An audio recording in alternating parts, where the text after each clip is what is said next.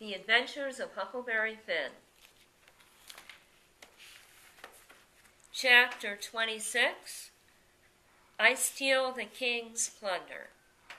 Well, when they was all gone, the king he asked Mary Jane how they was off for spare rooms, and she said she had one spare room, which would do for Uncle William, and she'd give her own room to Uncle Harvey, which was a little bigger, and she would turn into the room with her sisters and sleep on a cot, and up garret was a little cubby with a pallet on it.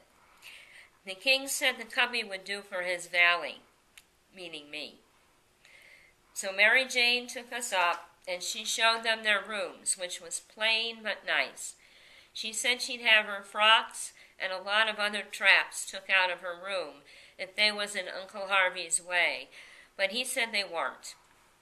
The frocks was hung all along the wall, and before them was a curtain made out of calico that hung down to the floor. There was an old hair trunk in one corner, and a guitar box in another, and all sorts of little knick-knacks and gimcracks around, like girls brisking up a room with. The king said it was all the more homely and more pleasanter for these fixins, and so don't disturb them. The Duke's room was pretty small, but plenty good enough, and so was my cubby. That night they had a big supper, and all them men and women was there, and I stood behind the king and the Duke's chairs and waited on them, and the niggers waited on the rest.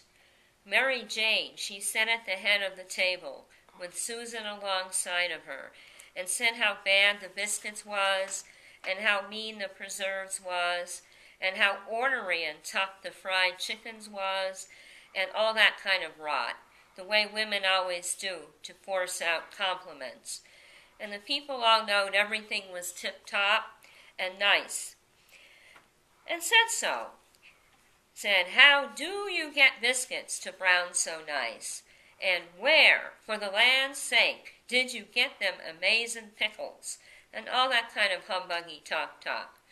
Just the way people always does at a supper, you know.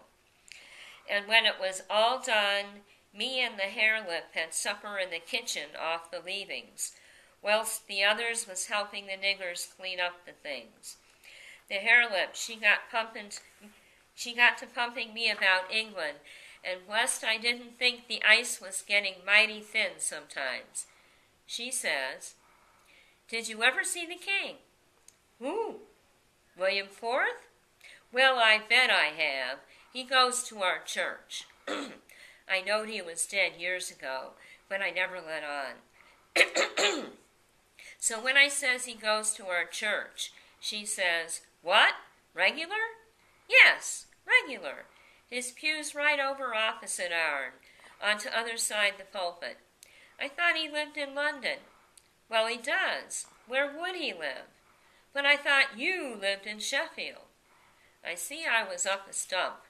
I had to let on to get choked with a kitchen bone. I had to let on to get choked with a chicken bone, so as to get time to think how to get down again.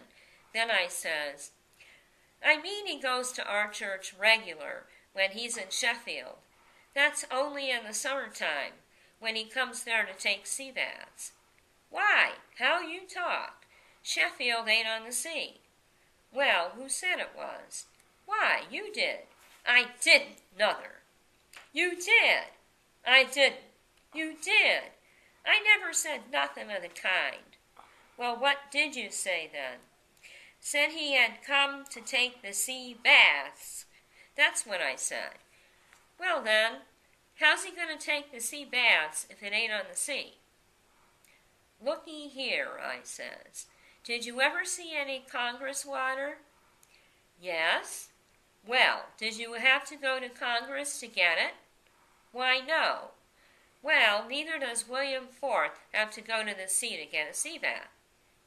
How does he get it then? Gets it the way people down here gets Congress water, in barrels. They're in the palace at Sheffield. They've got furnaces, and he wants his water hot.